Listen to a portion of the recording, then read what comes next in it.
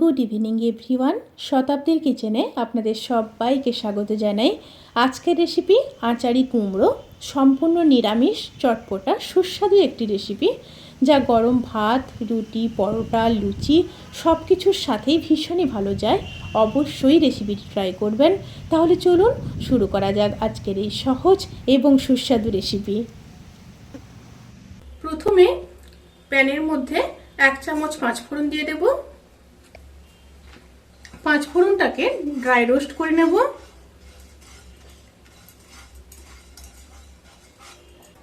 পাঁচফোড়নগুলোকে dry roast করে নিয়েছি। এবার নামিয়ে ঠান্ডা করে তারপর গুঁড়ো করে নেব। এবার প্যানের মধ্যে সর্ষের তেল দিয়ে দেব।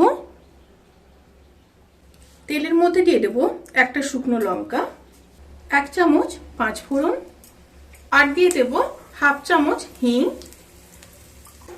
একটু মিশিয়ে নেব।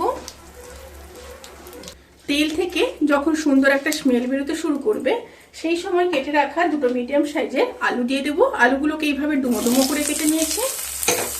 একটু নেড়ে নেব। এবার দিয়ে দেবো কেটে রাখা 300 গ্রাম কুমড়ো, দিয়ে আবারও খুব ভালো মতো মিশিয়ে নেব। মিশিয়ে নিয়ে 1 থেকে 1.5 মিনিট লো টু মিডিয়াম স্টিমে রান্না করে নেব।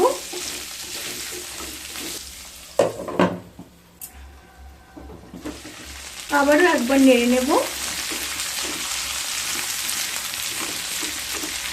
এবার দিয়ে দেব পরিমাণ মতো লবণ,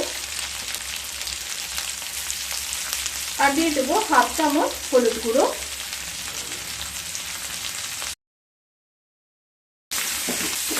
আবারও একবার মিশিয়ে নেব।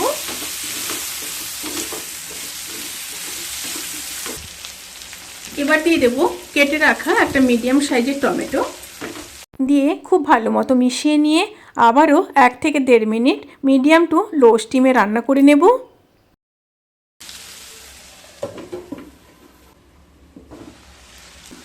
সবজিগুলোকে 1 থেকে 1.5 মিনিট ভালো মতো কষিয়ে নেওয়ার পরে এবার দিয়ে দেব 1/2 চামচ আমচুর পাউডার, সাথে দিয়ে দেব 1/2 চামচ লঙ্কার গুঁড়ো, আর দেব 1/2 চামচ আদা বাটা। দিয়ে আবারও খুব ভালো মতো মশলাগুলোকে কষিয়ে নেব।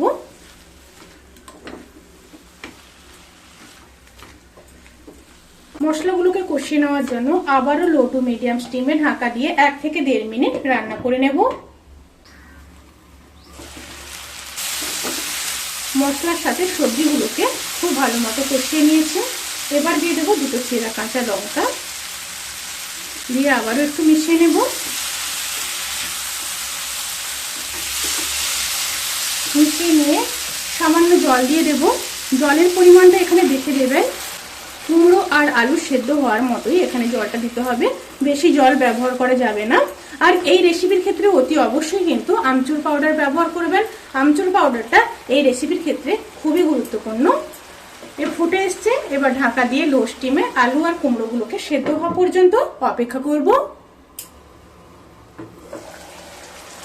রান্নাটি প্রায় হয়ে এসছে।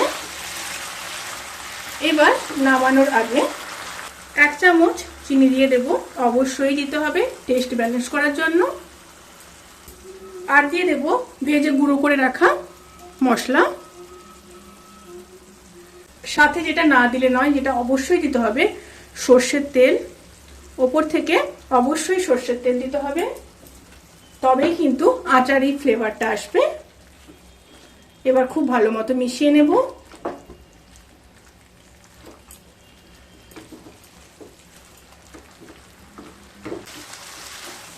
খুব ভালোভাবে মিশিয়ে নিয়েছি।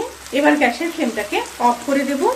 অফ করে দিয়ে ঢাকা দিয়ে 10 থেকে 15 মিনিট স্ট্যান্ডিং টাইমে রেখে তারপর সার্ভ করব। রেসিপিটি কেমন লাগলো প্লিজ কমেন্ট করে জানাতে কিন্তু ভুলবেন না। যদি ভালো লেগে থাকে তাহলে সাবস্ক্রাইব করে পাশে থাকা বেল আইকন প্রেস করে নোটিফিকেশান অল করে রাখবেন। তাতে করে আমি যত রেসিপি দেব সমস্ত লিঙ্ক আপনাদের কাছে পৌঁছে যাবে। আপনারা সবাই ভালো থাকবেন, সুস্থ থাকবেন, সাবধানে থাকবেন। আজকের মতো এই পর্যন্ত। পরের ভিডিওর জন্য অপেক্ষা করুন। টাটা।